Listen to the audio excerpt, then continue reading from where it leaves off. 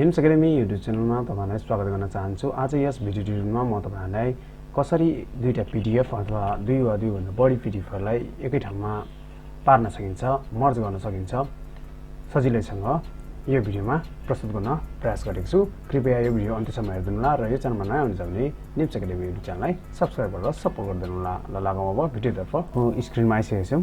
सबभन्दा सुरुमा तपाईहरुले नयाँ ट्याब खोलेर यहाँ चाहिँ पीडीएफ टुलबक्स भनेर सर्च गर्नु होला। पीडीएफ टुलबक्स गर्नु भयो भने फर्स्टको जुन यो हाम्रो अप्सन छ यसलाई क्लिक गर्नु होला। यहाँ क्लिक गरेपछि हाम्रो एउटा यो वेबसाइटमा इन्टरफेस खुल्नेछ। यहाँ चाहिँ तपाईहरुले विभिन्न अप्सनहरु पाउन सक्नुहुन्छ। मर्ज, स्प्लिट, कम्प्रेस, एडिट, साइन र अरु अप्सनहरु पनि छ। अब हामीले मर्ज गर्नुपर्ने छ। मर्ज गर्नुपर्ने छ भने हामी मर्ज पीडीएफ क्लिक गर्छौं। फेरि यहाँ चुज फाइल भनेको छ। यहाँ चाहिँ चुज फाइल्स गर्नु होला। यहाँ चुज फाइल गरिसकेपछि हामीलाई एउटा यो इन्टरफेस खुल्नेछ। यो पपअप विन्डो यहाँ चाहिँ यहाँबाट हजुरले सिलेक्ट गर्नुपर्ने हुन्छ।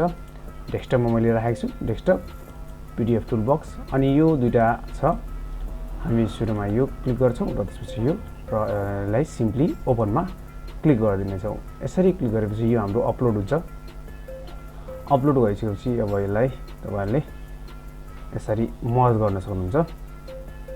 सिम्पली मर्जमा क्लिक गरिदिनु होला। यो तपाईहरुले म यसको लिंक भेटाउनु भएन भने डाइरेक्ट तपाई लिंक म डिस्क्रिप्सन बक्समा दिनेछु, त्यहाँबाट डाइरेक्ट आउन सक्नुहुन्छ। यसरी आइसकेपछि हाम्रो यहाँबाट चाहिँ PDF has merge file into a single PDF भनेर अप्सन दिन्छ र यहाँबाट सिम्पली डाउनलोडमा क्लिक गर्नु होला। यसरी क्लिक गरिसकेपछि तपाईहरुलाई त्यो डाउनलोड हुन्छ र यहाँबाट सिम्पली ओपन गरेर यसरी खोल्न सक्नुहुन्छ। अब यहाँ चाहिँ हाम्रो यो भइसकेको छ। यसरी हाम्रो भइसकेको छ। पहिलेको फाइलहरुलाई हेरौं। यहाँ चाहिँ हाम्रो दुईटा फाइल थियो, pdf1 र pdf2, जुन चाहिँ यसरी हाम्रो रहेको थियो, जुन चाहिँ हाम्रो अब एउटामा भइसकेको छ। डाउनलोड्समा गएर पीडीएफ टु मर्ज भन्नेमा आउँछ। यसरी जुन चाहिँ हाम्रो यसरी मर्ज भइसकेको छ। तपाईलाई यो भिडियो राम्रो लाग्यो होला।